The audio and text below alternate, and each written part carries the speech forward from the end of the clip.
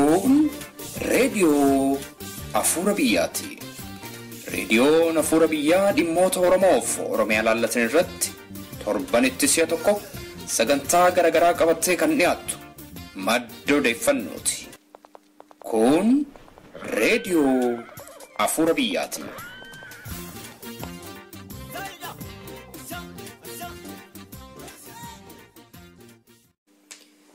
Harka fuuni attam jirtu jaallatamtootaaf kabajamtoota dhaggeeffattoota reediyoo Afura Biyyaa. Reediyoon Afura Biyyaa sagantaa ishee guyyaa har'aa qabattee kunoo dhiyaatteetti. Lubbuu isaa oolchachuudhaaf biyya itti baqate keessatti koomishinii dhimma koolugaltoota tokkummaa mootummoota waltaanii yookaanis UNHCR'tti galmaa'ee koolugaltummaadhaan kan beekamu Injiinar Tasfaa'uun Camadaa seeraan ala mootummaa Keeniyaatiin ukkaanfame dabarsamee mootummaa Wayyaaneetti kennamee mana hidhaa Wayyaanee keessatti gidiraa irra ga'een lubbuunsaa darbuun Oromoota maraaf akkasumas teeksitoota mirga dhala namaa hedduu biratti gaddaaf aarii uumeera. Injiinar Tasfaa'uun Camadaa nama attamii ture? Keeniyaa keessatti attamitti ukkaanfame dabarfamee mootummaa Wayyaaneetti kennamuu danda'e? Maal sababiin du'a isaatii? Gaaffilee kanaaf kabiroofis deebii argachuudhaaf namoota Injiinar Tasfaa'uun Camadaa beekan haasofsiisneerra. Obbo Raajiif Guddataaf Addee Lalisee Wadaajoo keessummaa keenya har'aati. Obbo Raajiif Injiinar Tasfaa'uuniin biyyaa kaasanii hanga Keeniyaatti itti siqanii kan beekan si'a ta'u keessumaa Keeniyaa keessatti koolugaltummaadhaan waliin dabarsaniiru. Gaazexeessituu Lalisee Wadaajoo immoo waggootii 5 darbaniif mana hidhaa Wayyaanee keessatti wayita turtetti Injiinar Tasfaa'uuniin akka beektu nutti himteetti. Adda Laliseen mana hidhaa Wayyaanee keessaatii baatee hamma maatii ishee waliin Awustiraaliyaa kan jiraattu si'a ta'u Obbo Raajiif immoo jiraataa biyya Kanadaati. Gaaffiif deebii lamaan isaanii waliin goonee oduu boodaa isiniif dhiyeessinaa. Oduu keenya har'aa keessatti immoo walgayii adda Dimokiraatawaa Oromoo yookaanis ADAO yeroo jalqabaatiif Kanadaa Kaalgarii keessatti ta'ee ilaalchisee kan qindaa'e ta'a. Amma gara oduutti isin dabarsina.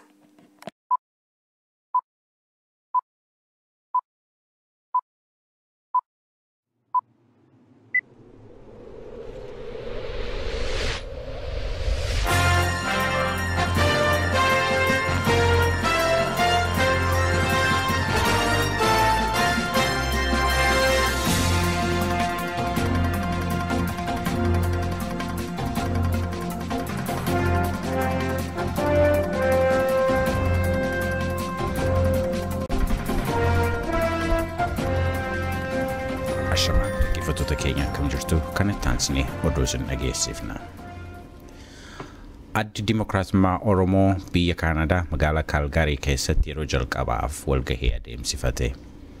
Hagayya 31 bara 2013 yeroo jalqabaaf biyya Kaanadaa magaalaa Kaalgaarii keessatti walgahiin adeeme kun kaayyoof sagantaa dhaabichaa irratti hundaa'uun ibsa bal'aa gaaffii dhiyaataniif immoo deebii kennuudhaan hogganooti dhaabichaa wal duraa duuba haasawaniiru. Walgahii biyya Kaanadaa magaalaa Kaalgaariitti adeemsifame irratti argamuudhaan ibsaaf haasawaa kan godhan itti aanaa pireezidaantii adda Dimokiraatummaa Oromoo Dr. Diimaa Nogooti. Haala qabsoo bilisummaa Oromoo mudate irratti sababaalee tarreessuudhaan ibsa bal'aa kan kennan Dr. Diimaan haala addunyaa fi ummati Oromoo amma keessa jiru keessatti sagantaan adda Dimokiraatummaa Oromoo danqaa jiran tarkaanfachuuf gadi fageenyaan kan qophaa'e muuxannoo darbe irratti hundaa'ee qabsoo gara fuulduraatti tarkaanfachiisuuf kan akeekame ta'uu isaa ibsaniiru. Haa ta'u malee haasawaa isaanii wayitii jalqabanitti jeequmsi uumamuu isaatiin kan ka'e yeroo muraasaaf walgahiin kun akka dhaabbatu taheera. Namooti tokko tokko killee yookiin hanqaaquuf timaatima darbachuun isaanii hubatameera. Gaaffiin isaanii maal akka tahe wacaaf jeequmsa wayitii kanatti uumame keessa waan dhokateef qaceeltootti hubachuun hin danda'amne. Kaayyoon jeequmsa kana maal akka taheef mormii kanallee eenyu akka qindeesse hanga guyyaa har'aatti wanti irraa beekame hin jiru. Itoophiyaa hin feenu alaabaa keenya nuuf deebisaa kan jedhu sagalee shamarree tokko qofa kan dhagahe gabaasaan raadiyoo Afuura Biyyaa wayituu humni tikaa magaalaa Kaalgaarii bakka walgahii kanaa dhufetti haala ala jiruuf isa keessaa hubachuuf yaalii godheen dubartiin Oromoo maqaan ishee Oromiyaa jedhamtu jeequmsa kana keessatti miidhamtee ala poolisii waliin maddii ishee qabattee imimmaan dhangalaasaa wayitii haasoftu ilaaleera. Dhuunfaattis haasofsiiseera. Haaluma kana keessatti humni tikaa magaalaa Kaalgaarii nama rukuttaaf Aggaameera jedhame tokko fuudhee wayitii inni to'annaa jala oolches haala ture gabaasaan raadiyoo Afuura Biyyaa hordofeera. Humni tikaa magaalaa Kaalgaarii garagalmaatti deebi'uudhaan nama to'annaa jala oole kana irratti himata dhiyeeffachuuf yoo fedhiin jiraate gaafatee hidhamuu nama kanaaf fedhiin waan dhibeef namni kun to'annaa poolisaa jalaa bahee hiikamee nagaan gara mana isaatti akka deebi'u taasifameera. Dhaabota siyaasaa Oromoo adda addaaf miseensa ta'uu isaanii kan himatan namooti hedduun hiriira galuudhaan gaaffilee osoo hin dhiyeessin dura haala fokkataa fi jeequmsa uumamerraa akka gammachuu hin qabne himuudhaan gaddatti dhagahame ibsaniiru. Namooti tokko tokko yaada qaban akka raadiyoo Afuura Biyyaatti himanitti yaadaan mormuu malee humnaan yaada irra dhaabbachuun sirna dimokiraasii keessatti akka fudhatama hin qabaanne addeessu. Aadaa fi safuu Oromoo keessatti ilaafilaaleen sirna marii fi Oromoon yaada isaa haala tasgabbaa'een akka adeemsifatu qooda guddaa qabaachuu isaa himuudhaan haalli Oromoo gidduutti uumame kun akka isaan gaddisiisee dubbataniiru. Alaabaa adda dimokiraasummaa Oromoo itti dhimma bahu kanaaf Oromooti hedduun wareegama qaalii itti kaffaluun isaanii dubbatamee maaliif akka adda dimokiraasummaa Oromoo alaabaa kana filate gaaffii dhiyaateef alaabaa Oromoo maraa ta'uun isaa adaa'uunis keessaa qooda qabaachuun isaa hogganooti qabsoo bilisummaa Oromoo alaabaa kanas gara uummataatti as baasan hogganooti abaa'oo hundeessan nuti miseensoti abaa'oo duraaniillee alaabaa kana keessaa qooda qabna jechuudhaan himanii qabsoo haaraa adda dimokiraasummaa Oromoo geggeessu itti fufiinsa qabsoo bilisummaa Oromoo ganna 40 dura adda bilisummaa Oromoon eegalameeti jechuudhaan kan deebisan obbo Bulaa Tomsaa barreessaa jaarmiyaa adda dimokiraasummaa Oromooti. Gaaffilee dhiyaatan keessaa badii abaa'oo keessatti dalagameef maaliif dhiifaman gaafattanii yaada amma ittiin adeemtan kana qabattanii durumaan mootummaa ce'umsaa keessaa maaliif baatanii woboo mooraattis kan galche isin lamaanii abaa'oo jeneraal Kamaal galchuun hoogganamu akka fottoqu isintu taasisee addi dimokiraasummaa Oromoo kan dhaabdan xiiqiidhaanii Minilikiin faarsituu Itoophiyaa faarsituu kan jedhaniif kanaaf kana kan fakkaatan gaaffii hedduun dhiyaateera. Gaaffii dhiyaataniifis Dr. Diimaa Nogoof obbo Bulaa Tomsaa deebii deebisaniiru.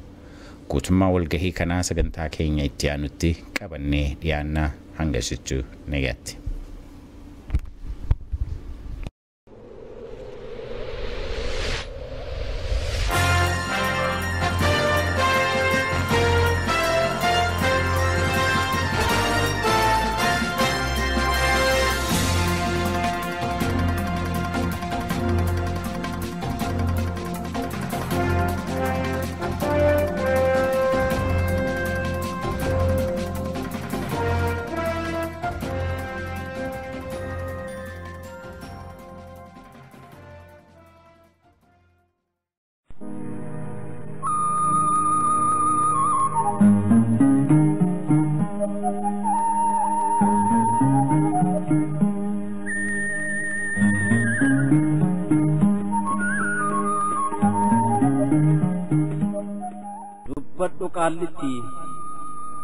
dubbadhu qaallitti abaaramtuu lafaa yoo dubbachuu baatte xuuriinsaa sittafaa ajjechaa tasfaa'uun akkaataa du'asaa si malee eenyu argee jalqabaa dhumasaa dubbadhu qaallitti Oromoon sinniisu maal jedhe tasfaa'uun yommuu qophaa ciisu ulaa dhiphoo takkatti qophaasaa darbamee mirga dhala namummaa homaayyuu sarbamee yommuu kophaa ciisee dukkana daawwatu kanaarii fi xiiqiin gubeessa qaammatu onyonyaa madaasaa yommuu qaqqabatu laalaan isa maraachee yommuu gangalatu yommuu beelli gubee mar'umaa warrige yommuu aariin gubee hadhooftuu diddige bishaan dhorkatanii laagaan ciidha dhabee arrabni isaa gogee dubbachuu dadhabee yommuu obsa fixee waaqaa lafattaare dubbadhu dhoksiinii nu moosi abaare dubbadhu qaallitti ol kaasi sagalee daba sana eenyu argee waaqayyoof si malee dubbadhu qaallitti ol kaasi sagalee daba sana eenyu argee waaqayyoof si malee dubbadhu qaallitti dhugaanuu sin dhiisu maal jedhe tasfaa'uun yommuu kophaa ciisu lubbuutti guraarraan ciniinnatee obsee icciitii keessa isaa yommuu diina dhoksee uummata isaaf jedhee gidiraa sana obsee ijji mimmaan didee yommuu dhiiga cobsee yommuu harqee iyyee mankaraare akka leencaa aadee dachii tattaraare yeroo san maal jedhe dubbadhu qaallitti hin dhoksini himi akka gaariitti yeroo san maal jedhe dubbadhu qaallitti hin dhoksini himi akka gaariitti qeerroo jedhe qeerroo gumaa kiyya lammii koo lammii gumaa kiyya baasaa jedhee lallabatee du'a isaa hoggaa beekee hoggaa dadhabate dubbadhu qaallitti cubbuu dalagamu dhala Oromoo diinaan guyyuu dararamu badii tokko malee kan karaarraa butan lattuu abdii borii meeqa muroo kutan goota akka tasfaa'uun meeqa galaafatan ola deemtuu meeqa gubbeerra dhaabbatan hin dhoksiinii himi dubbadhu qaallitti roorroon kun hundumtuu sababaa maaliitti lammii naa birmatu iyyadhu qaallitti sagalee ol kaasii iyya akka gaariitti sagalee ol kaasii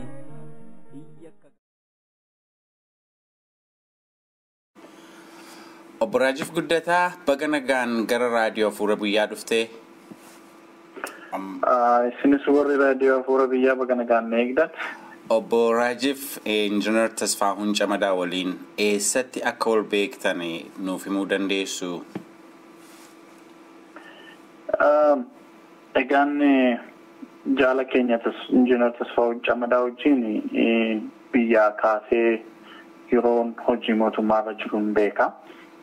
Keessumaayyuu yeroonni daandii baadiyyaa Oromiyaa keessa hojjetaa ture. Yeroo daandiin baadiyyaa lixa Oromiyaa naannoo Iluu Baaboor keessa hojjetu. Akka sanatti isa beekaa qaamaan. Ergasii booddeessi yeroo fincila diddaa gabrummaa 2005 barattoota Oromiyaatiin geggeeffamaa ture. Biyya keessatti dhiyeenyaan wal qunnamtii qabnaa qaamaanis nan beeka jechuudha. Achirra darbee baqattummaadhaan biyya ollaa naannoo Keeniyaa bakka jiraachuu jalqabne. Bara 2005 gara xumuraatii kaasee Keeniyaatti dhiyeenyaan wal qunnamnaa hiriyyummaa qabna. Irra darbees immoo durataa sochii barattoota Oromoo gaanfa Afrikaa ture Jaal Tasfaa'uun.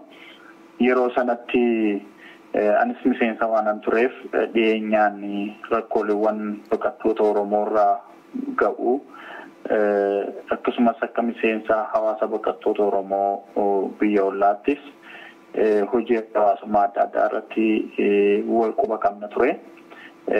Beekumsi koo gabaabaamaan jaala kana wajjin kana fakkaata.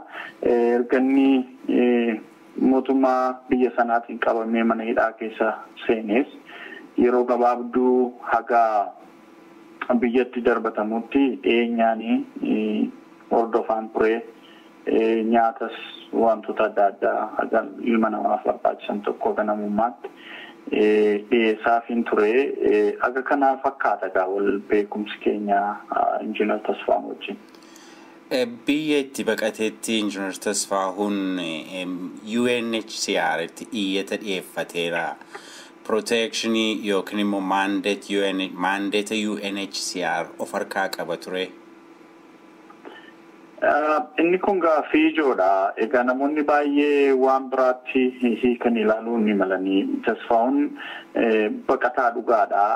Roorroo baqatee hidhaa baqatee biyya isaarraa biyya ollaatti ba'e. Yeroo biyya ollaatti ba'u akkuma baqattoota Oromoo kaanii UNHCR'tti deddeebi'aa ture. Isaanis ni beeku seenaadha. Gaaf tokkoof dubbatamuu qaba waan ta'eef ani akka carraa ta'ee lakkoofsa mandate yookiin iyyannaanni baqattummaa UNHCR branch office Edmonton Nairobitti inni ittiin qabuun qaba. Inni kunis TH jedha 032 lakkoofsa kanaanii kan Tasfaahuun galmaa'ee faayila qabaatee baqattummaa isaa gaafataa kan ture jechuudha. Waraqaa kanaa ni qabu. Yeroo inni qabamettis UNHCR deemnee hubachiisnee jira. Dhaabbileen mootummaa mirga dhala namaaf falman hedduunis ni beekan jechuudha. Kun seenaadha. Lakkoofsa kanaan abbaan kamiyyootu dhaqee laaleeti. Namni kun 2005 lakkoofsa kanaan galmaa'ee baqattummaa isaa gaafatee jira jechuudha. Injiinar Tasfaahuun bara biyya baqaa Keeniyaa Naayiroobii ture ni dhukkubsata ture obbo Raajiif.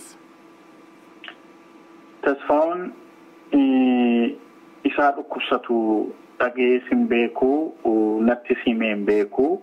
Tasfaahuun namni qaamaan dhukkubsata. Namoonni baay'ee yaadaanis ni dhukkubsatanii yeroo siin jedhu abdii fuuldureen hin qabaatanii waan yaada nama danqooyii tokko numa kakaasan namni jechuudha. Tasfaahuun garuu isa kanarraa dhukkuba qaamaa miti sammuutiin illee egeree Oromoo egeree dhaloota har'aa nama yaadu malee dhukkuba dhukkubsatee inni himatee yookiin immoo mana yaalaa dhaqu waggoota ani beeku keessatti tokkollee hin jiru jechuudha. Nama fayya qabeessa baqataa dhugaa ta'ee biyya ambaa keessa akka baqataatti mandate UNHCR qabate harkaa qabutu qabame jechuudha. Isa kana ragaa baaneerra achitti poolisiin biyya sana yeroo isa qabu namni kun koppii baqattummaatti gaafate qabnaa irraas deeggarsa baqataa yeroo sanatti koree hawaasaa baqattoota Oromoo naannoo Naayiroobii irraa xalaa baasnee namni kun baqataa dhugaa kan roorroo biyya sanaarraa kan seerri baqattummaa addunyaan kaa'u kan qabu ta'uu isaa dhiyeessinee turre jechuudha. Kanaaf innis akkuma baqattoota Oromoo warra kaanii seeraan UNHCR jalatti galmaa'ee nama maandeetaa qabu ture. Haala Injiinar Tasfaahuun Camadaa basaastota wayyaaniitiin itti qabame qaamni qorate jira. Eenyutu qabsiisee attamitti immoo qabame hiiksisuuf yoo yaaliin godhame jira? Amma kun yeroo hedduus barbaada, haalawwan hedduus barbaada, garuu seenaadha dubbatamuu qaba. Seenaadha waan ta'eef. Isa sanaa gara eenyutu qabsiisee akkamiin eenyutu qabsiisee eenyutu harka keessaa qabaatti osoo hin deemin dura haala inni itti qabame gabaabsee kaasuu yaalaa gaaffii kee duubaatti nan deebi'a jechuudha. Akka namni bu'uura dhaggeeffattoonni bu'uura isaa hubannoo qabaatanitti. Gaaffiif deebii dhaabbilee miidiyaa adda addaa wajjin godhetti harmaan dura ibseera. Tasfaahuun egaa baqattummaatiin otuu jiraataa jiru yeroo baqattummaan jiraatu keessattis baqadhee biyyaa beera jedhee nama taa'u turre namummaatiin akka hawaasa Oromootti baqattoota waliin nama hirmaataa turedha. Jireenya idilee hambiraa hin qabu jechuudha akkuma baqataa tokkotti jiraata. Bifa ittiin odeessaa argataniif maaliif akka ta'e sun ammallee ni ifa miti. Garuu maallaa iddoonni jiraatuuti guyyaa April 27 hiriyyaasaa Injiinar Masfin Abbabee wajjin lafa jiraataniiti garee Joint Anti-Terrorist Team kan jedhamu biyya Keeniyaa keessatti dhaabbilee tikaa Uganda, Kenya, biyyoota Ameerikaa akkasumas ka Itoophiyaan keessa jirtu akka gaanfa Afrikaatti Joint Anti-Terrorism Team kanaan qabame. Erga qabame booddee akkuma yakkamtoota warra kaanii mana buufata poolisii tokkotti qabamee galmeen kan qulqullaa'e osoo hin taane yeroo jalqabaa guyyaa gaafa qabamu naannoo dhaabbata poolisii Kamukunji jedhamutti ture kan inni hidhame. Hiriyaasa kana wajjin yeroo hidhamu achi jiraachuusaa bilbilaan nu odeessee yeroo sana battaluma sana ganama barii yeroo iddoo sana deemnu galmee yakkaa haala guyyaa yookiin immoo karansbuuk kan jennu kan poolisii irratti achi buluu isaa maqaa isaa argannee iddoon itti deemee jararraa odeeffannee ammas deemnee lafa Silver Spring yookiin immoo Spring Valley Police Station kan jedhamu jira. Suni buufata poolisii fagoo lafa baqataan jiraatu miti. Akka odeessin argamneef naannoo sana geessanii bakka inni jiraatu miti irraa fagoodha. Namuu iddoo kana hin beeku yoo ture. Garuu odeessa poolisii irraa arganneen naannoo sana deemnee qaamaan argine guyyaa lammaffaa gaafa inni hidhametti aniif hiriyyaan koo. Yeroo isaan arginu dhaabbata poolisii warra Joint Anti-Terrorism jedhamu kanaan qorannoon irratti gaggeeffamuu isaanii nu kaasanii ammalleen immoo biyya keessatti maal akka turan sochii amma biyya ollaa keessa jirutti maal akka qaban qorannoon gad fageenyaan isaan irratti ta'uu qaamaan naa kaasee ganama sana.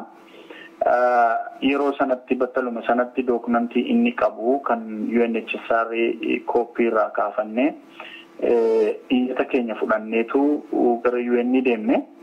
Yeroo UNHCR Nairobi jiru deemnu dhaabbileen paartinarii ta'an UNHCR wajjin kan mirga baqataaf falman kanneen akka RCK jedhaman Ethiopian Sharia warri jedhaman ni jiran ture.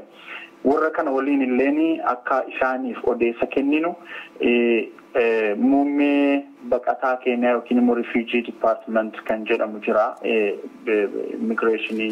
Ministeera Immigireeshinii Keenyaa keessatti. Isaan inni akka hubachiisnu advise nu godhanii warri UNHCR battaluma sanatti warra kana wajjin deemnee dookumentii isaa koopii godhee qabamee jiraachuusaa iddoo kamitti eessatti akka qabamee jiru odeessa kana waliin iddoo hundumaa deeme jechuudha. Maaliif tokkoffaa waldaa baqattoota Keeniyaatti dubbi himaa ture liaison officeriin ture waan ta'eef dhimmoota kana yeroo Oromoon hidhamu ni hordofna. Lammaffaa dhaabbata ani keessa hojjechaa ture dhaabbata mirga dhala namaaf falmu International Rescue Committee kan jedhu ture. Aksesii sanan qaba waan ta'eef warra kana hundumaa geessee walii kenne. Yeroon odeessa kana kennuufi warri UNHCRs dhaabbileen 2-3 ta'an looyeroota nuu kennanii. Looyeroota abbaa seeraa kana fudhanneetu gara poolis xaabiyaa yookiin buufata poolisii sanaatti yeroo deebinu akka isaan achi hin jirre poolisiin nu himee karansbuukii yookiin immoo galmee akka haala guyyaa irratti akka isaan hiikaman ibsameetu ta'a. Garuu bilbila hanbiraa arganne bilbila jaalli kun Injiinar Tasfaa'uun bilbila nu bilbilee buufata poolisii Mutaayigaa jedhamu akka jiru nuuf dhaame.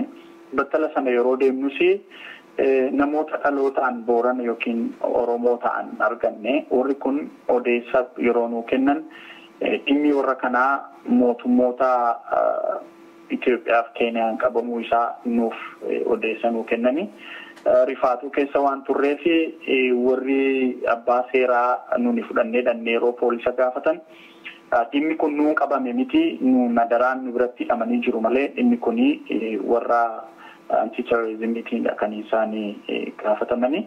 Kanaaf waayyuu sin gargaaruu hin dandeenyu jedhanii duuba deebineeti waldaa dhaabbata qorannaa waliigalaa isaanii kan CID Headquarter jedhamu achi deemne.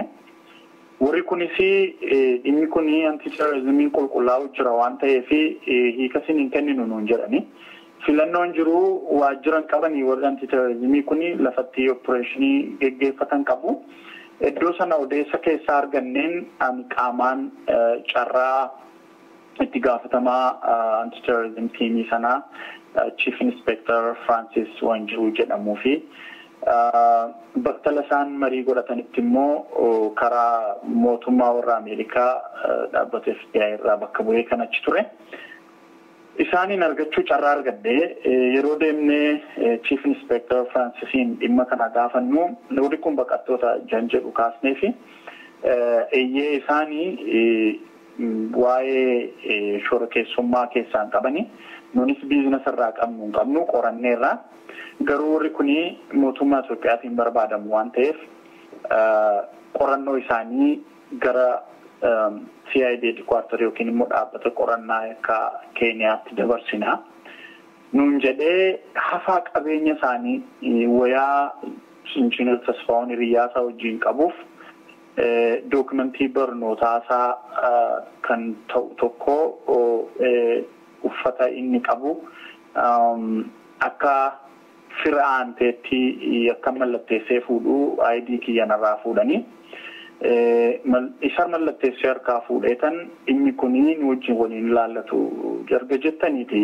qaama kam dhannee gaafanna yeroo jedhu qaama CID headquarterii sana akka gaafachuu qabnutti kan advice na godhani Hiriyyaa kun waliin ture wajjin gara sana deemuuf yeroo kaanu namni FBI kun isin firoota isaaniitiin nuun jennaan nu hiriyyoota isaatii baqataadha jennaan qobaatti naa kaasee namoonni ijoolleen kun ijoollee baay'ee cimoodha. Dhugaa dubbachuuf ani akkuma biyya Ameerikaatti tiimiin inni qabu keessaatti dandeettii amma isaanii namni qabu hin jiru waliin taa'ee qoradheeraa waliin taa'ee haaseera. Wanti isaan itti barbaadamanii fi qaamni isaan barbaadu immoo xiqqoo isin humna keessaniin ol ta'uu waan danda'uuf bifuma dandeessaniin jabaadhaatii warra kana baasuu yaala naan jedhe jechuudha. Nuun humna hin qabnu baqattoota ati garuu isaa waliin jirta maaliif waan kana dhaamtuuf jennaani tiimii kanatti himeera kanaafiyyuu biizinasa akka irraa hin qabne ibseera iddoo biraatti naanna'ee rakkoon sun waan biraan ilaalama waan ta'eef sin gargaaruu hin danda'u kan jedhu naaf taase. Achi booda dubbichi wal xaxaa ta'uu erga hubanneeti wanti nu akka karaa seeraa deemnu kunis xiqqoo ulfaataa ta'uu waan hubanneef naannoo iddoo isaan itti nuun jedhanii headquarterii sanas deemne itti gaafatamaa waliigala biyyattii kan ta'e bira seenuu yaallee isa bira deemnee asobsiisne galmeen bira dhufaa yeroo dhufuu hin laallaa odeessanan qabaa kan jedhu kaase. Achiin booda galgala nyaata lafa isaanitti hidhaman sana geessuu yeroo deemu achiis humna hin beekamneen galgala fuudhamanii amma immoo buufata poolisii naannoo Kiyaambuu jedhamu magaalaa Naayiroobiidhaan ala qubachiisuu isaaniiti kan odeessa arganne. Yeroo gara sana deemnu naannoo sanatti poolisiitti gaafatamaa naannoo sana jirutti sodaa qabnu amma mootummaan Itoophiyaa fudhachuu jira kan jedhu odeessa waan arganneef waan kana sodaa qabnutti himne. Isaan akka dabarsanii hin kennine waadaa nuu galanii guyyaa gaafa lammaffaa looyera RCK looyera tokko Leelaan kan jedhamtu waliin deeme poolisiin illee akkanuma waadaa galee dokumentii isaa oobiin itti hidhame lakkoofsan itti hidhame fudhatteetu deebite guyyaa bullee ganama isaa ammas deebine headquarterii sanatti gaafa deebinu biizinasni kun biizinasa mootummaa waan ta'eef isin mataan keessan eenyu warra kana wajjii walitti dhufeenya maalii qabdu isin baqattoota otoo hin taane hojii shororkeessummaa warra hojjetu kan waliin hidhata qabdu kan jedhu sodaachisuun nurra ga'e dokumentii keenya nurraa fuudhanii kan UN itti galmaa'ee ture nurraa fuudhanii rakkoo hin qabu jedhanii nu baqattoota eenyuyyuu kan nu beekudha jennee kaasnee fi ergasiin booddee beellama guyyaa gaafa lammaffaa akka dhiyaannu nu beellamanii yeroo achitti deebine ammas dhiyaannu dhimma kana hordofuun lubbuu keessaniif balaa qaba waan ta'eef kiyaabaa kan jedhu lammaffaa akka dhuftanii dhimma kana gaafame kan jedhu barreessituun namichaatti gaafatamaa qorannaa waliigala biyya sanaa sun nuuf kaaste. Kana gidduutti yeroo battala naannoo ofiisa sanaa sochoonuttis namoonni embaasii Itoophiyaa waliin hojjetan namoonni fuulaan beekaman hedduun waajjira sanatti deddeebi'uu guyyoota lamaan naannoo sana turreetti ni ilaalle ija keenyaan illee argineerra kun egaa hedduu yaaddoo nutti uume wanti kun deemnee yeroo deebi'utti guyyaa lammaffaa ganama laaqana geessinaaf jennee yeroo deemnu bakka sanatti hin jirre galmee poolisii irratti hiikamaniiru kan jedhu barraa'eera. Garuu isaan hin hiikamne iddoo isaan dhaqan dhabne jechuudha. Kun egaa April 27 guyyaa gaafa hidhamanii kaasee haga May 10 gidduutti jechuudha wanta namni sii kaasu kuni. Ergasiin booda argachuu hin dandeenye. Falli nu baasuu gara mana murtii deemuudha waan ta'eef humna qabnuun abbaa seeraa gannee mana murtii deemne. Mana murtii yeroo deemnu mana murtiitti bakka bu'aan poolisii dhiyaatee liisee paasii yookiin immoo kan yeroodhaaf jechuudha paaspoortii yeroo embaasii Itoophiyaa irraa ba'een warri kun biyya Itoophiyaatti diippoortii ta'aniiru kan jedhu bakka bu'aan poolisii nu ibse. Achiin booda wanti goonu hin jiruyyuu ni dhiisne jechuudha. Erga dhiisnee booda ji'oota muraasaa booda impaara Itoophiyaatti deebi'anii mana murtii sirna wayyaaneetiin hidhaan lubbuutti murtaa'uu dhageenye jechuudha. Kanaaf adeemsi isaan itti qabaman kana fakkaata. Egaa adeemsa kana keessatti eenyutu qabsiisee maaliif qabamanii kan jedhu walakkaasaa seenaaf dhiisna. Kaan immoo dubbatamuu qaba. Oromoon akka Oromootti waan inni beekuu qabu. Jireenya baqattoota kanaa sochii baqattoonni kun qabsoo bilisummaa Oromoo keessatti jijjiirama fiduuf godhan kan bu'aan itti kennamuu qabu ta'uu kan appreciate yookiin immoo irraa barannee haala fooyya'aa tokko kan fiduu qabnu otoo ta'uu rakkoo siyaasaa Oromoo keessatti uumamu wal qabatee rakkoo hoggana gidduutti uumamu wal qabatee odeessawwan adda addaa baba'anii harka wayyaanee seenuunsaa akka ijoolleen kun lubbuu isaanii dhaban gidiraa ganaaf akka ga'an taasisameera. Kun seenaadha. Namni kamuu dubbachuu qaba. Kanaaf hidhamuu isaanii keessa harki diinaa jiraatee hordoffiin guddaa gama mootummaa abbaa irree impaayera Itoophiyaatiin haa ta'u malee odeessa kana dabarsanii kennuu irratti namoonni hirmaannaa qaban namoonni hojii diinaa osoo beekinis haa ta'u jedhanii hojjetan akka hirmaannaa keessaa qaban namuu beekuu qaba. Seenaanis dubbatuu qaba jechuudha. Boraajiif baay'ee nama gaddisiisa. Haala gaddisiisaadha. Haala baay'ee gaarii hin turre keessa seenee haa ta'u mee obbo Raajiif Guddataa Injiinar Tasfaa'uun Camadaa ati beektu kun nama akkamii akka ture nuuf himuu dandeessaa? Injiinar Tasfaa'uun eenyu kan jedhu dubbachuuf xiqqoo nama rakkisaa. Maalillee nama hudha waan isaa yeroo yaadu jechuudha. Maaliif jal'oonni baay'ee egeree saba isaanii kan hin yaadne jireenya dhuunfaa isaanii kan yaadan namoonni hedduun jiru. Tasfaa'uun garuu guyyaan isa beekuu hojii biyya keessaa yeroo hojjetu irraa kaasee biyya baqattummaa keessa yeroo jirutti jireenya mataa isaa nama dursu miti. Tasfaa'uun jireenya saba isaa kan dursudha. Hedduu yeroo yaadadhu kan himimmaan qabu tokko inni guyyaa gaafa hidhamee jiru ayyee hiyyaallaa si baasuu iyyuu maallaqaanis ta'e yoo dandeettii keenyaas hin qusannu innaan kan keenya dhiisaa jedhee kan koof kan biyyaa kootii dhiisaa garuu immoo kan nu jalqabneef kan Oromoon jalqabe nuuf jedhee kan dhaabanne jabaadhaa jedhe. Osoo nama biraa ta'etti waan hidhameef dubbata ture rakkoo yeroo irra geesseef dursa kenna ture inni garuu egeree saba kanaa yaada ture jechuudha. Uumamaan nama kana yoo Injiinar Tasfaa'uun yoo dhiyeenya warri beekan ana waliin ragaa ba'uu danda'u namoonni kumaatamaan lakkaa'amanii nama tasgabbaa'aa nama egeree isaaf yaadu nama yaada kee gaafa wajjin ta'e siyaasoftullee kabajaa kennuu fi yaada qabu nama bu'uuraan siif ibsu nama jireenya duuchumatti nama jireenya saba isaa tursee jechuudha. Biyya keessattis mootummaatiin dhiibbaan hedduu ragaa ture yeroo daandii baadiyyaa keessa ogummaa isaatiin piroojeektii adda addaatti maanaajira ta'ee hojjetu biyyoota akka Lubbaaboraa baadiyyaa keessa lixa Wallaggaa Bahaa Wallaggaa baadiyyaa keessa iddootti mootummaan yaadatee karaatti baasuun turre keeyyaatti hedduu tattaafataa ture jechuudha. Sanarra darbee namoota baadiyyaa keessa jiran akka isaan baratan akka isaan tajaajila argatan nama tattaafataa ture. Biyya baqattummaa keessattis dargaggoonni Oromoo barattoonni Oromoo baqattummaan ba'anii maal hojjechuun gaafatamummaa seenaa maalii akkamiin akka ba'uu qaban falawwan hedduu duuchaamatti qabsoon bilisummaa Oromoo haala irra jirurraa haala fooyya'an akka fooyya'ee bu'a qabeessa ta'ee too deemu tokko nama yeroo hundumaa fala dha'uu fi nama abdii guddaa saba isaarraa qabu nama saba isaaf yaadu ture jechuudha. Yeroo gabaabduuf jecha gabaabduutiin ibsuun namatti ulfaata. Baay'ee nama gaddisiisa. Dhumarratti obbo Raajiif dhaamsa du'a yookiin du'aan darbuu obbo Tasfaa'uun Camadaa ilaalchisee dhaamsa yoo qabaatteef carraa kana siifan kenna.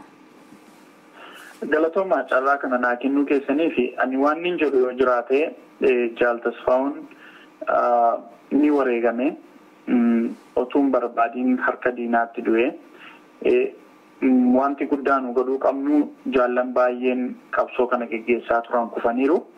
Wanti guddaan nu xiyyeeffachuu qabnu garuu maaliif ba'anii maal galmaan hin ga'iin kufan kan jedhu sanarratti dhaloonni kun xiyyeeffachuu kan qabu ta'uusaa. Lammaffaa nuti rakkoowwan nu keessatti dhalatu rakkoo akka Oromootti dhalatu gaaga'ama beektotaaf namootaaf kennan keessa kan geenye rakkoo keenya Oromoon diinaaf of saaxilee kennuu kanarraa baratu akka qabu kun barnoota guddaadha. Kan namoonni miidiyaan namoonni baay'een hawaasni Oromoo hundumtuu bifa lubbuun isaa ittiin darbe kana mootummootatti hawaasatti beeksisuuf sochiiwwan guddoo isaan godhan dhugaa akka hiriyaa tokkotti akka dhaloota Oromoo irraatti miidiyaalee hundaayyuu isiniin dabalatee galateeffachuun barbaada. Wanti guddaan garuu kaayyoo isaan kufaniif galmaan ga'uuf hundi keenyayyuu isa kanatti seexaa horannee deemuu qabna kan jedhuun dhaammachuu barbaada. Obbo Raajiif Guddataa dhaamsa keetiif gaaffii keenyaafis deebinuu kennuu keetiif maqaa raadiyoo Hafuura Biyyaatiin guddaa galatoomiin siin jedhaa fayyaa ta'e. Isinis galatoomaa fayyaa ta'a.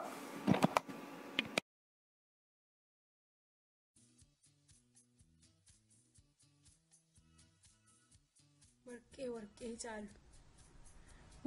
Warqee caalaa namnis nama caalaa. Jabina keen kaasuu yeroonis nan ga'u kana sabnis beekaa. Nagaa mansiif dhaamaa ati carraan arganne qalbiin koo ni beekaa. Homaa dhaamsa kee yoo dhabnes gorsa kee kaleessaa dhaamsa kee godhanna.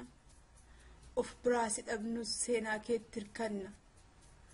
Goota caalu tasfuu koo si dhabnee seenaa kee qabannee hogguu si yaadannee. Gumaa kee baasuudhaaf lafee keen kakanne. Faajjii kee ol kaasna abadan hin gannu. Kaayyoo ati kufteef gantootaaf diinotaaf tasumaa hin dhiisnu.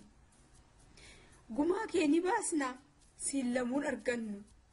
Gumaa kee ni baasna siin lamuun argannu. Warqee caalu tasfuu koo nagaatti. Lubbuun kee boqottu ati goota biyyaatii. Nagaa keenya ga'iin gootota darbaniin Lamaayyoo Gaaddisaa Simeef Shibbiruu Muhammadiif Adam Aannaneef Jaagamaa Daraartuuf Isaartuu Abboota kee Baaroo Elemoof Taaddasaa Laggasaa Wagiifaan nuu ga'i gaadhaamsa lammiin hin daganne har'as isin kaasa jedhiittiin nuu ga'i dhaamsaaf sin rakkisaa tasfuu koo kutattuu lubbuun kee boqotu. Egaa maal siif godhu hamman nama ta'ee gumaa kee baasutti himimmaan koon qoortu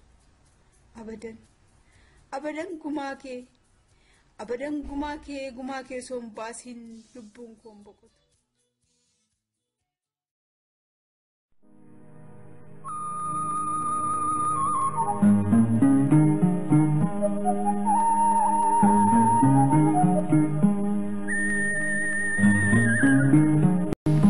Adde Lalisee Wadaajoo dararama mana hidhaa wayyaanee bara dheeraa booda maatii kee waliin baga ija nagaatiin wal argite jechaa maqaa dhaggeeffattoota raadiyoo Afuura Biyyaatiin gammachuu nutti dhagahame siif ibsinaa baga nagaanis gara raadiyoo Afuura Biyyaa dhufte. haa ta'u Adde Lalisee dhaggeeffattooti keenya Adde Lalisee Wadaajoo gaazexeessituu fi mana hidhaa wayyaanee keessa hedduu dararamuu kee beekuu isa bira darbee seenaan Lalisee Wadaajoo maal fakkaata? Lalisee Wadaajoo eenyu gaaffii jedhuuf deebiin kee maali? Seenaan koo Lalisee Wadaajoo Fidaan jedhama. Yeroo dheeraadhaaf gara waggoota 14 televezyiinii biyyattii keessa hojjechaa ture. Hanga gaafanii hidhameetti jechaadha gaafa kunuunsa hanga gaafa hidhameetti jechuudha waggaa 14 televezyiinii Itoophiyaa keessa hojjechaa ture kutaa afaan Oromoorra. Baay'ee gaariidha. Adde Lalisee Oromoota 15 manni seeraa mootummaa wayyaanee bitootessa 31 bara 2010 du'aaf hidhaa waggaa dheeraa itti murteesse keessaati. Ati tokko badiin keessan maali jedhan? Badiin keenya inni guddaan Oromummaa keenya biyya sana keessatti yeroo taanee dhalachuun bakka biyya sanaatti bakka guddaadha.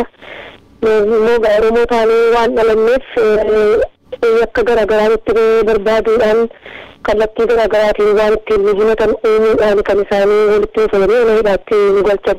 Yakka biraan qabne yakki guddaan Oromummaadhuma. Sirriidha. Adde Lalisee otoo murtiin kun isinirratti hin darbin mana hidhaa wayyaanee keessa hagamiif turte?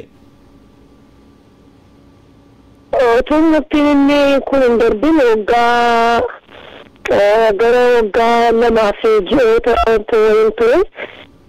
Amma murtii isa dhumaa irratti gara waggaa 3 ture. Amma waggaa 8 kanan ture achi keessaa jechaadha. Murtiin garuu kan natti kenname waggaa 10 mana murtii olaanaatti kan natti murtaa'e waggaa 10. Haa ta'u mana hidhaa keessatti maaltu sirra ga'e? Dhaggeeffattoota keenyaaf wanta sirra ga'e himuu dandeessaa? Egaa mana hidhaa keessatti jalqaba akkuma miidhame kaasee rakkoo guddaatu narra ga'e. Gaafa hidhamee mana bakka hojjedhuuti kan isaan dhufanii naqanii isa booddee maatiitti dhageessanii mana sakatta'anii maatiin baay'ee naannoo maatiin baay'ee nama addeessaa nama ulfaataa rakkoo guddaatu narra gahaa ture isa booddeedha kan isaan maayikilaayeetti dhageessanii mana hidhaa maayikilaayyee jechuun baay'ee ulfaataa rakkoo fi dabalamni Oromoota Oromoo kaan irra gahaa ture hundumtuun irras ga'eera anarras ga'eera warra wajjin irras gahaa ture baay'ee ulfaataa ture baay'ee. Gaariidha. Jireenyi mana hidhaa akkam ture? Qulqullinni isaa, nyaati isaa, nageenyi hidhamtootaa, wal'aansi hidhamtootaaf kennamu akkam ture mee kana nutti himuu dandeessaa? Jireenyi mana hidhaa mana hidhaati wanti gaariidha. Wanti nama jechisiisu hin jiru. Sirnayyuu manni hidhaa gaarummaa hin qabu. Akkasumatti manni hidhaa gaarummaa hin qabu. Hidhamtoota dhukkubsataa dhukkuba cimaa ulfaata qabu wajjin hidhamtaa. Inni kaan maraataadha. Inni kaan rakkina sammuu qaba. Inni kaan dhukkubsataadha.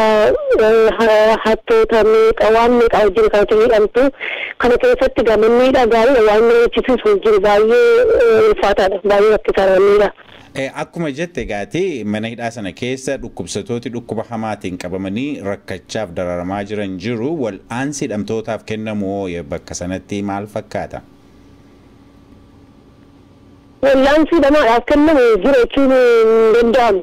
Achuma keessatti yeroo tokko baasanii achuma keessatti isaaniif ilaalu malee dabarsanii mana yaalaatti sin geessanii nama isin fuudhee deemuu hin qabne jedhee yoo dhukkubsanne achumatti rakkanna malee namni mana yaalaatti nu geessu hin jiru. Dararama achi keessatti nurra ga'uurraan kan ka'e baay'een kan itti miidhaman jiru. Yoo dhukkubsatanii mana yaalaatti nu geessaa kan geessu hin jiru. Namni dhageettii hin qabne wanti hundumaa isaarra bakka dhageettii hin qabne achi keessatti. Sirriidha. Mee gara hidhaa keetiitti adeebinu mana hidhaa wayyaanee keessa waggaa yeroo dheeraadhaaf ergii turte booddee mana seeraatti dhihaattee isarratti murtii waggaa 10 sitti darbeera sirratti darbeera. Mee akkamiin hiikamte? Egaa jalqaba murtiin kun itti kennamti yoo turre akka seeraatti ilaalamee ta'ee haqi jiru ilaalamee ta'ee namni murtii kun iyyuu amma kan murteessu iyyuu irra turre maaliif dhugaa jiru ta'ee beekuuti kan inni kana murteesse ragaan jirullee akkamii himata jiru ilaallanne ta'ee beeku manni murtii olaanaa murtii amma nagaa irra kaa'ee egaa isa kana murtii kana baadhannee sintee minitiin olii jenne gara mana murtii kana jiraatanii jenne isa booddee deebi'aa turre dhumarratti murtii isa dhumarratti olaanna baasan. Mee akkamiin immoo akka biyyaa baate dhaggeeffattoota keenyaaf himuu dandeessaa?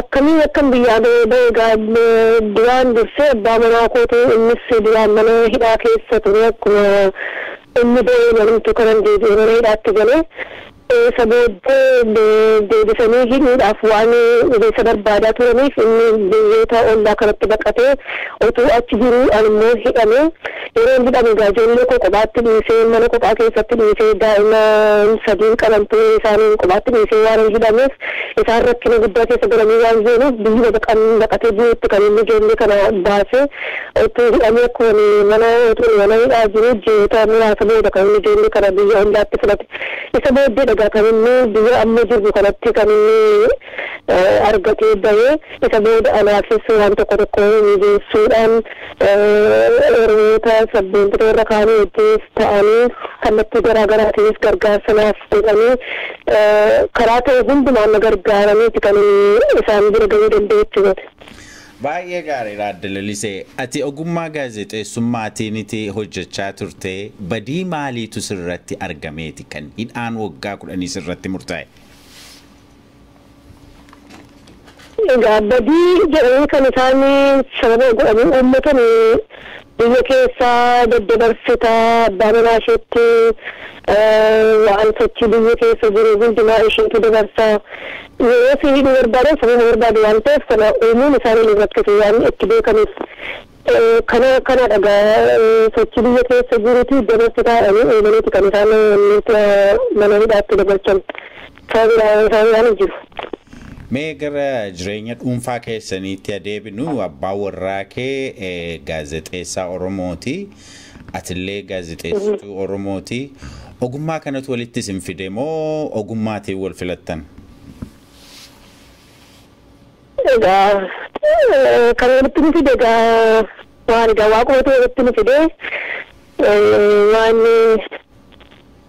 oromummaan kunis egaa wal barbaaduun nama jira malee gaazexeessaa waan ta'eef miti kan nuti walitti dhufneef. Baay'ee gaariidha Aadde Lalisee. Ijoollee qabda. Abbaa warraa kee fi ijoollee kee waliin bara hagamiif gargar baatanii turtanii? Abbaa warraa koo waliin waggaa dheeraa ta'e waggaa 9 booda kan nuti wal agarre ijoollee koo wajjin immoo waggaa 5 hedduu gargar baane waggaa 5 booda kan ijoollee koo wajjin wal agarre immoo. Baay'ee gaariidha Aadde Lalisee. Gara fuulduraatti maal hojjechuu barbaadda? Karaa ogummaa gaazexeessummaa moo karaa kam saba keetiif gumaachuudhaaf yaadii qabda? Kallattii kamiin iyyuu karaa naaf danda'ame maraan koo tajaajiluudhaaf fedhii guddaan qaba.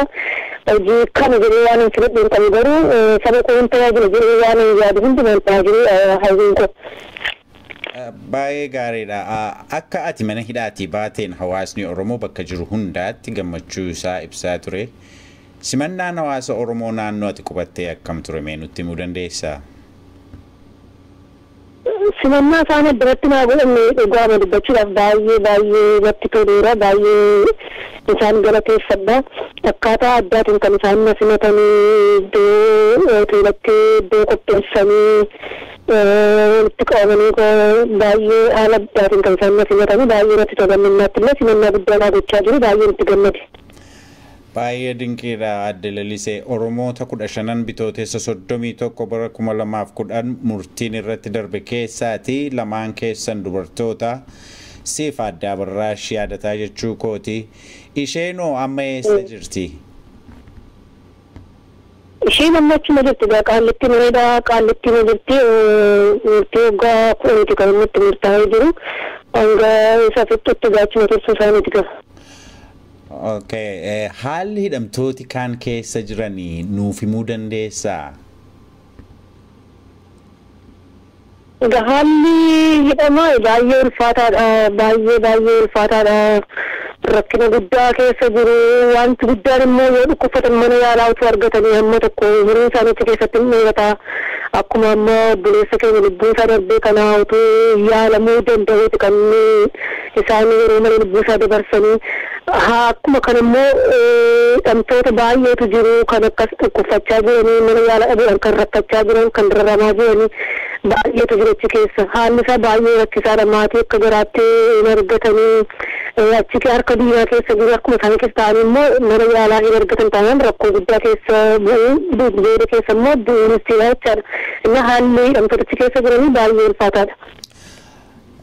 Sirriidha adde lalisee mana hidhaa wayyaanee keessaa lubbuu ofii baafatanii bahuun waa guddaadha. Jaalleewwan kee murtiin du'aa fi hidhaa waggaa hedduu irratti murteeffame keessaa tokko kan ta'e Injiinar Tasfaa'uun Camadaa mana hidhaa wayyaanee keessatti lubbuun isaa darbeera. Adde lalisee Injiinar Tasfaa'uun Camadaa nama attamii ture? Injiinar Tasfaa'uun jechuun baay'ee nama guddaadha nama kabaja guddaa qabudha nama uummata isaa saba isaa jaallatu nama saba isaa karaa hundumaan tajaajilu nama haamilee isaa cimaa baay'ee kan isin jechuu hin danda'u dhugaadha nama jabaadha nama duubatti hin jenne nama abdii hin kutanne yoomiyyuu nuullee kan nu jajjabeessu yeroo baay'ee kan nuti wal agarru mana murtiitti gaafa wal arginu nu ilaalaa maal taatan jedhaa nu jajjabeessa jabaadhaa jedha akkaataatti maatii keessatti dhiyaannillee maqaa of jajjabeessaa niin jedha waan baay'ee nu gorsa ture nama kanarra ga'uyyuu hin turre Tasfaa'uun baay'ee du'a isaatti baay'ee hin gadde. Adde lalisee siin dabalatee himata isin irratti dhiyaateef Injiinar Tasfaa'uu waliin 15 keessan iyyuu wal faana mana seeraatti marmaaraa turtanii siif Injiinar Tasfaa'uu Camadaa bakka tokkotti hidhamtanii? Manidhama islaamumatti hidhamne kutaan dubartootaaf kan warra dhiiraa adda adda garuu galmee tokko jala jira galmeen keenya maqaa isaatiin waamamaa isa jalatti nu waamuun iyyuu galmee tokko waamamnaa jechaadha wal duukaa kan nuti hidhamne. Injiinar Tasfaa'uu Camadaa yeroo dhumaaf yoom ijaan argite? Egaa yeroo dhumaatiif yeroo baay'ee mana murtiitti waliin deddeebi'aa turre ol iyyannee mana murtii waliigalaatti otoo deddeebi'aa jirre guyyaa lamaan tokko akkasuma wajjiniin dhufanii riyaasaa Injiinar Nafsiin wajjin jechuu kooti. Isa booddee guyyaa lamaan tokko fidanii booda akka isaanii inni biraa hafan godhan namni hidhaa qaallitti yeroo isaan eega isaanii bira hambisanii mana hidhaa dukkanaa keessatti galchanii kophaa isaanii adda adda baasanii mana hidhaa dukkanaatti galchanii isa booddee akka isaan maatii sun qunnamni godhanii akka isaanii wajjin mana murtiitti illee mana murtii waliigalaatti sin dhiyaanne godhanii isa booddee gaanneen isaaniin arguu iyyuu hin dandeenye hojii isaanii mana dukkanaatti galchanii booddee nus hin agarru maatiinis hin argu murtiin inni dhumaallee bakka inni isaaniin jiretti kan inni isaanii irratti murtaa'e. Egaa kanan yeroo dhumaaf kanan argee murtiin keenya onkoloolessa keessa kan nuuf murtaa'e isa caamsaa keessa kanan arge. Caamsaa bara 2011 jechaadha. Weetii ati yeroo dhumaaf isa argite Injiinar Tasfaa'uun ni dhukkubsata ture?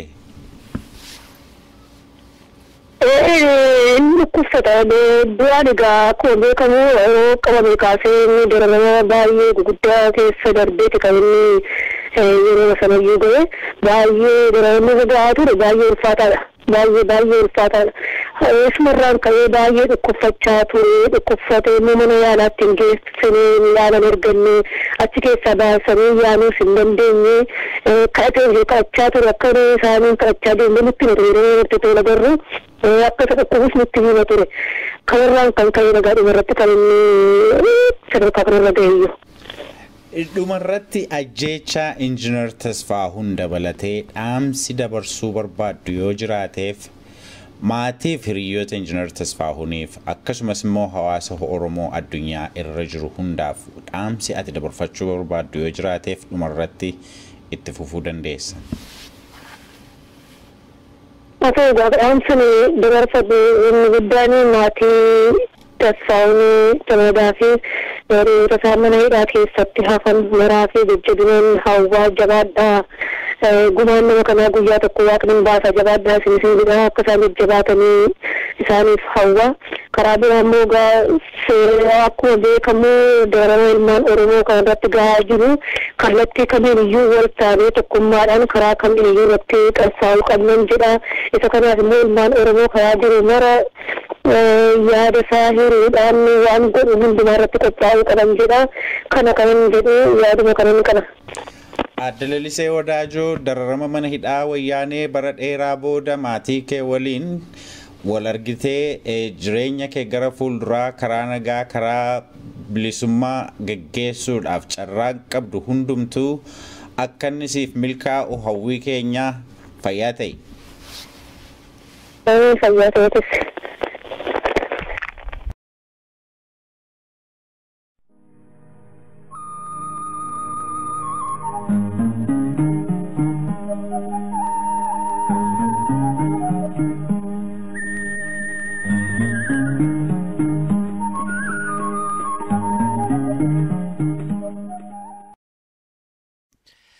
Dhaggeeffattoota keenya qophiin keenya har'aa kanuma. Waa'ee qophii keenyaa yaada yookaanis gaaffii yoo qabaattan karaa iimeelii keenya contact@saifanabalbal.com jedhaatiin qunnama. Fuulli intarneetaa keenya www.saifanabalbal.com jedhama nu daawwadhaa. Akkasumas Facebook irratti raadiyoo Afuura Biyyaa jettanii yoo nu barbaaddan nu argitu. Torbee qophii biraatiin hamma wal agarrutti torban gaarii isinii hawwinaa. Got it.